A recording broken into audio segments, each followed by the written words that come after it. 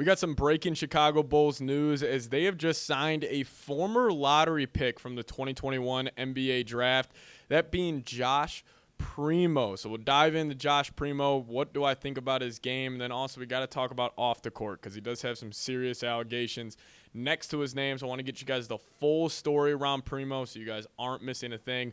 But before we do so, make sure you guys are subscribed here to the channel. We're closing in on 10,000 subscribers. So if you guys haven't already and want to help us here at Chat Sports, hit that sub button and maybe we can cross over 10,000 subs. How cool would that be off today's video? So let's keep it on the court here first with Primo, then we'll talk off the court on the later half of today's show. So on the court, he is a 6'4", 190-pound guard who has only played in 50 games so far in his NBA career, but in those 50 games, he is averaging 20 minutes a night and 5.7 points, 2.3 rebounds, 1.8 assists. Now, he hasn't been the most efficient basketball player in his NBA career as he is only shooting 37.1% from the field and 30% from downtown. Now, he did play his collegiate hoops at the University of Alabama, and when he was at Bama for 1 year, he averaged 8 points a game, 3.4 rebounds, 0.8 assists, and his efficiency was pretty solid. Only 43% from the field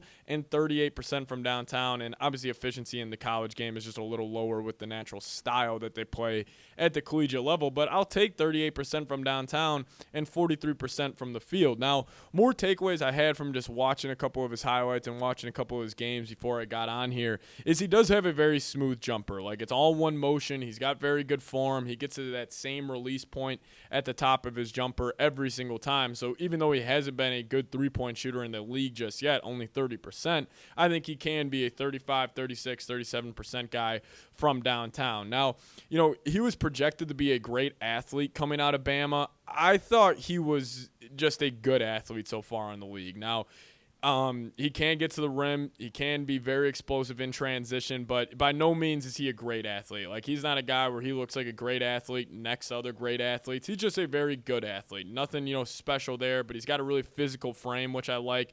And I think if I was, you know, maybe his like mentor, like somebody in his life, like saying like, how are you going to be a true rotational player in the NBA and really cement yourself as a, you know, a good player, I would probably tell him lean on defense. Like, you are a good athlete, you have a good vertical, you got a strong chest, so you should be able to cut off driving lanes. So, you know, him being a good athlete, if I were him, I would focus in on the 3-and-D style of game. But, you know, another takeaway I had from watching him, he is an AAU style of hooper, and I don't necessarily think this is a good or bad thing, but he's kind of got that backyard basketball feel for him. So, you know, I think it's a good thing in terms of his shot creation. He can create shots for himself, create shots for others, but I don't know if he plays the most winning brand of basketball. And I don't know if, like, a team who is, you know, has championship aspirations, like, if they would bring him in and be a rotational piece. Big reason why he's signing this contract with the Bulls is because the Bulls are just necessarily taking a chance on him developing and becoming, you know, maybe a rotational guy. But again, this is not a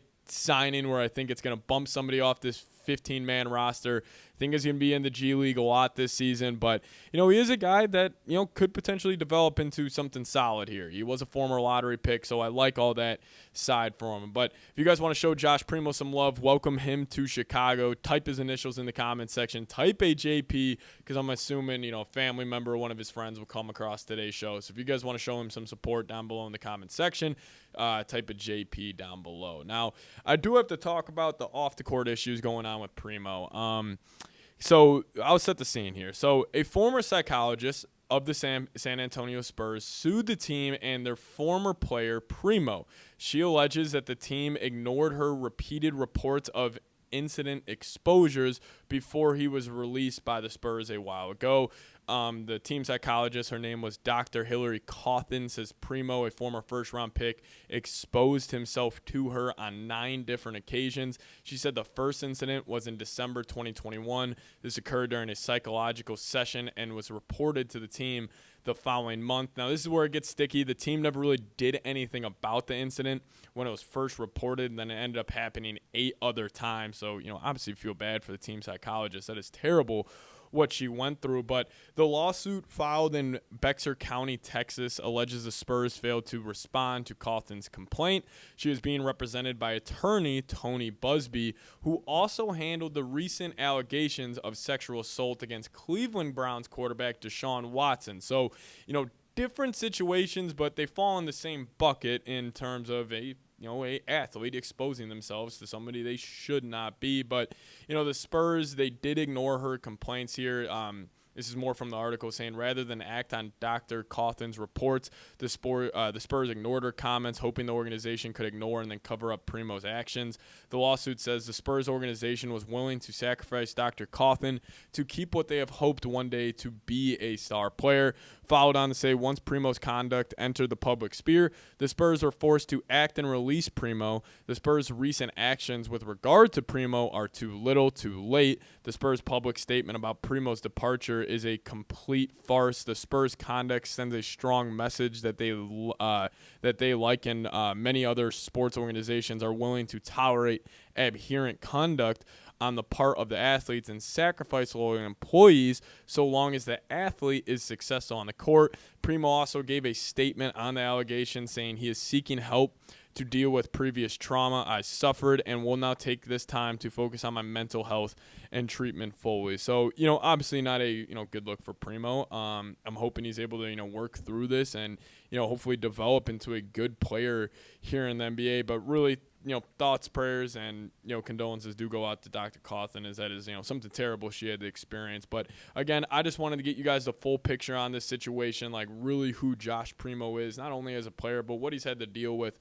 off the court. But, quickly on the Bulls guard spot, it is a hefty room right now. You got Ayo, Giddey, Kobe White, Lonzo. Those are going to be guys really getting rotational minutes. And then, on the bench, like you got Duarte, who you traded for in the sign and trade with the Sacramento Kings. He's going to get some run this year. Now you had a guy like Primo. Like, will he be elevated at all this season? I really do not know, but I don't think this is it's a move we should be like freaking out about. Like, oh, is another move coming off this one? I think the Bulls have been pretty clear with, this youth movement and this rebuild they're shifting to is that they will take chances on players who are highly touted recruits coming out of high school and college and hoping that they are able to, mask some of their, red flags, especially with Primo, on or off the court.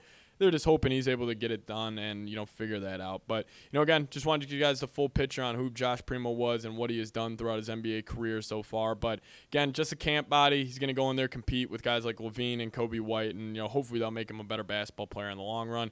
But, again, make sure you guys are subscribed to the channel. Don't miss a thing around your Chicago Bulls. And thank you guys so much for watching today's show. See you guys next time. As always, go Bulls.